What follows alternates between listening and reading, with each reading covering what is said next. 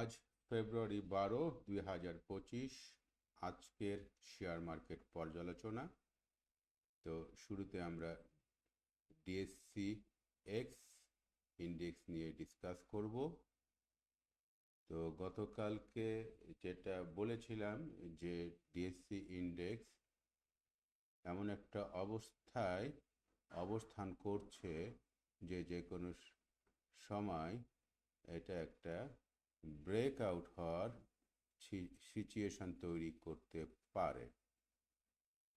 তো এইটা ক্যান্ডেলস্টিক দেখে এবং প্যাটার্ন দেখে মনে হয়েছে, সঙ্গে তার যে এভারেজ ভলিউম সেটাও কিন্তু অতীতের চেয়ে বৃদ্ধি পেয়েছে, কিন্তু আজকে সেটা আসলে হয়নি। মার্কেট আজকে ক্লোজ হয়েছে 5,189 পয়েন্টে। এই পয়েন্টটা গতকালকের যে পয়েন্ট সেটাই সেখানেই স্থিতি আছে। ভলিউম কিছুটা কমেছে, তবে বলবো বেশি কমে নাই।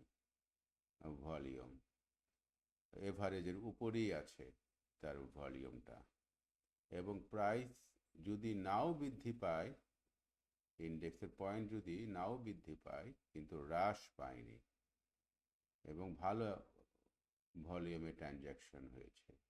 সেই ওভারঅল সব কিছু মিলে আমরা যেটা মনে করতে পারি যে মার্কেটে স্ট্রেংথ সঞ্চিত হচ্ছে, যেটা আগামী দিনে মার্কেটে স্ট্রেংথ বাড়বে বলে আমরা ধারণা করতে পারি।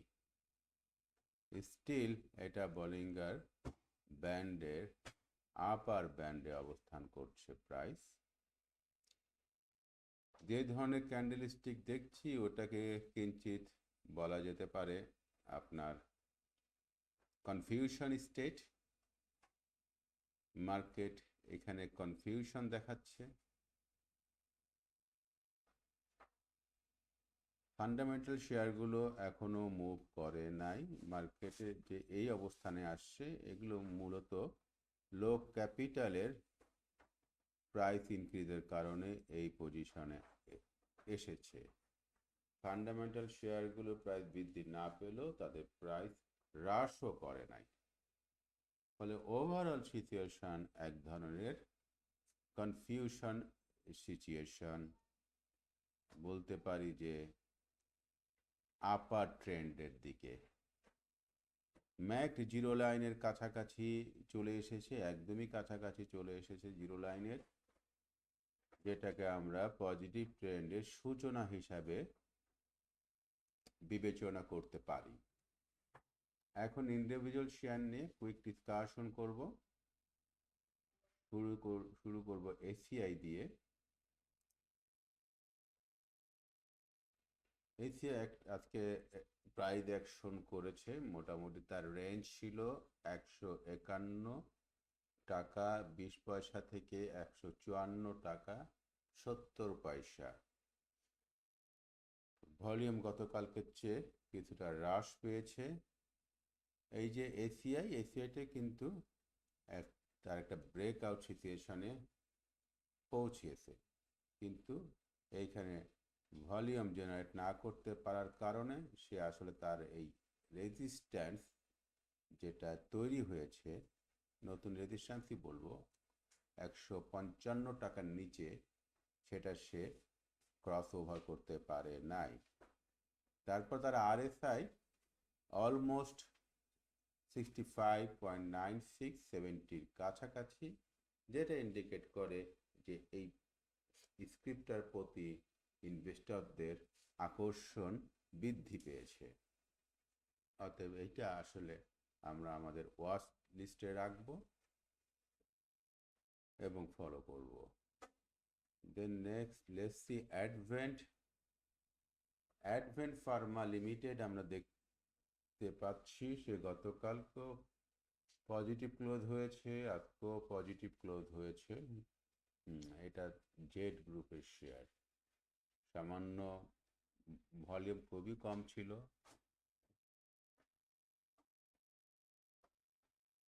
তারপরে আমরা নেক্সট আফতাব অটো একটু দেখি।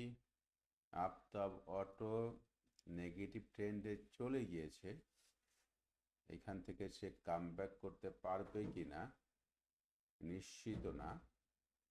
আজকে যদিও প্রাইস বৃদ্ধি পেয়েছে, প্রাইস বৃদ্ধি পেয়ে অবস্থান করছে 35 টাকা 70 পয়সাতে। অগ্নি সিস্টেম প্রাইস হ্রাস পেয়েছে, ক্লোজ হয়েছে 26 টাকা 60 পয়সায় এবং দুর্বলতা প্রকাশ করেছে, ভলিউমও কমে এসেছে। তো এটা নিয়ে এই মুহূর্তে বলার তেমন কিছু নাই, তবে কেউ যদি চায় প্রফিট টেক করবে সে করতে পারে। আচ্ছা, ব্যাংকের মধ্যে আল আরাফা ইসলামী ব্যাংক একটু পর্যালোচনা করি। গত 2-1 দিনে তার প্রাইস লো ছিল, আজকে বৃদ্ধি পেয়ে 18 টাকা 50 পয়সায় আবার রিচ করেছে এবং গতকালকার চেয়ে আজকের গ্যাপটা মোটামুটি একটু ভালোই ছিল। একটা জাম্প সৃষ্টি হয়েছিল কিন্তু শেষ পর্যন্ত ভলিউম সেটাকে সাপোর্ট দিতে পারে নাই।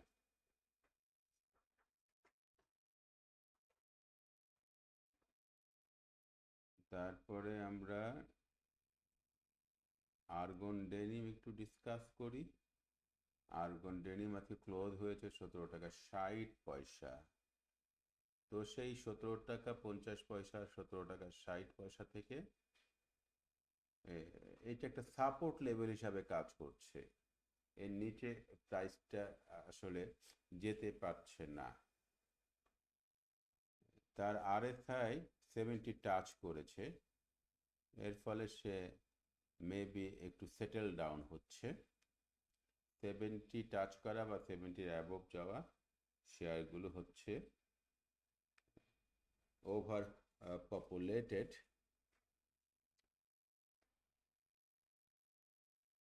হিসাবে আমরা বিবেচনা করতে পারি।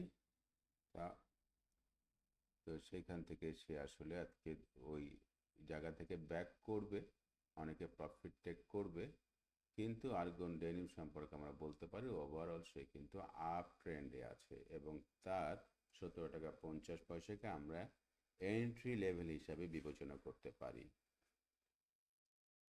তো বলবো যে এগুলো এন্ট্রির অপরচুনিটি দিচ্ছে, এটা আপনাদের ওয়াচ লিস্টে আপনারা রাখবেন। বারাকা পাওয়ার ওকে স্লোলি প্রাইস ইনক্রিজ করেছে, সেটা রেজিস্ট্যান্সে অবস্থান করছে, সেটা হচ্ছে 9 টাকা 60 পয়সা। বাটা শু একই রেঞ্জে আছে, বললাম ফান্ডামেন্টাল শেয়ারগুলো আসলে বৃদ্ধিও পাচ্ছে না হ্রাস পাচ্ছে না, আমরা এটাকে বলতে পারি তারা আসলে এই 1-2 মাস ধরে কনসোলিডেটেড হচ্ছে। ব্যাড বিসি একই রকম, তার ব্যান্ডের ভিতরেই সে অবস্থান করছে ব্যাড বিসি। বিবিএস আজকে লো ক্যাপিটাল শেয়ার, প্রাইস 5.45% বৃদ্ধি পেয়েছে, ভলিউমও মোটামুটি ভালো জেনারেট করেছে, ক্লোজ হয়েছে 11 টাকা 60 পয়সায়। সে কিন্তু তার ব্যান্ড ব্রেক করেছিল, 12 টাকা উপরে ক্লোজ হয়েছিল, অতএব তার আরএসআই 64-65 এর কাছাকাছি। তো এই মুহূর্তে আমরা বলতে পারি এই শেয়ারটা মার্কেটে পপুলারিটি আছে এই শেয়ারটাতে। বিবিএস কেবল ভলিউম গত দিনের চেয়ে কিছুটা বৃদ্ধি পেয়েছে, প্রাইস খুব একটা বৃদ্ধি পায়নি। বিটি অটোকার সে তার রেজিস্ট্যান্স সে ব্রেক করার চেষ্টা করেছিল গত 2 দিন আগে, বা গতকালকে, এবং সেখান থেকে কামব্যাক করেছে, কিন্তু ওভারঅল সে কিন্তু একটা পজিটিভ ট্রেন্ড শুরু করেছে। বিডিকম ব্যান্ডের আপার ব্যান্ডে অবস্থান করছে এবং সে পজিটিভ ট্রেন্ডের দ্বার প্রান্তে।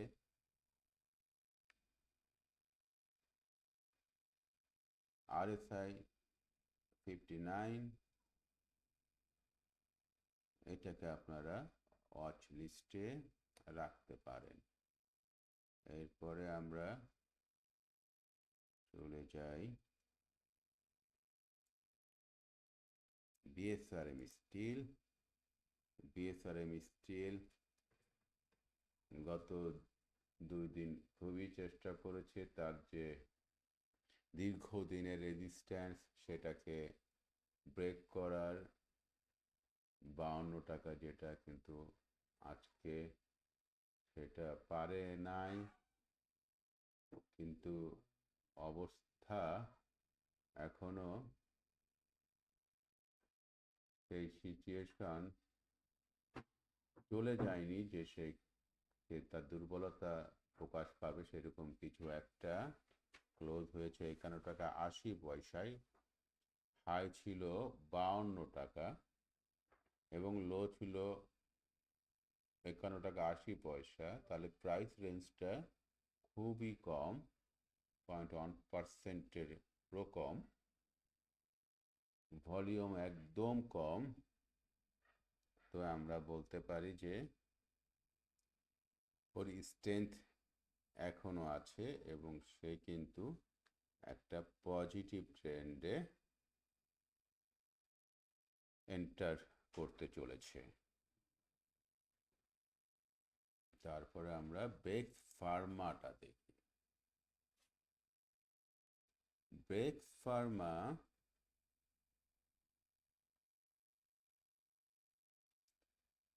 ওকে, সে তার এই এই প্রাইসটা একটা রেজিস্ট্যান্স বিরাজ করতেছে, একটা নতুন রেজিস্ট্যান্স তৈরি করেছে। আগে ছিল 75, এখন 76.5। তো সেখানে এসেই ক্লোজ হয়েছে। গত দিনে যেরকম প্যাটার্ন, একটা আজকে সেরকম একটা প্যাটার্ন, কিন্তু তার সঙ্গে একটু কনফিউশন জড়িত। তো আমরা ধরে নিতে পারি আগামীকাল সে একটা পজিটিভ ক্যান্ডেলস্টিক ক্রিয়েট করবে। ভলিউমটা খুব কমে এসেছে, মানে বায়ার্স এবং সেলার উভয়েরই সংকট এখানে তৈরি হয়েছে। ভলিউম কমে আসা মানে এবং একটা আপনার ডোজি তৈরি হওয়া মানে হচ্ছে এক ধরনের কনফিউশন বায়ার এবং সেলারদের মধ্যে। প্রেশারও নাই, বাই প্রেশারও নাই এই প্রাইসটাতে।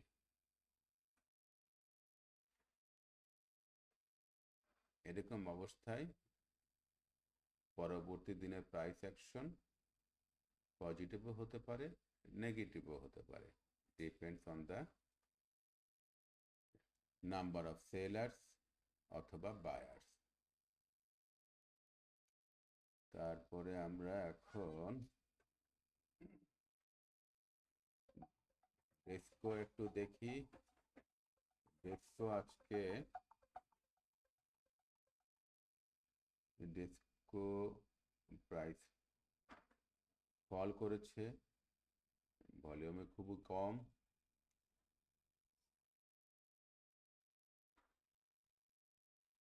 ওকে, তাহলে আজকে ডিসকাশন আমরা এখানে ক্লোজ করি।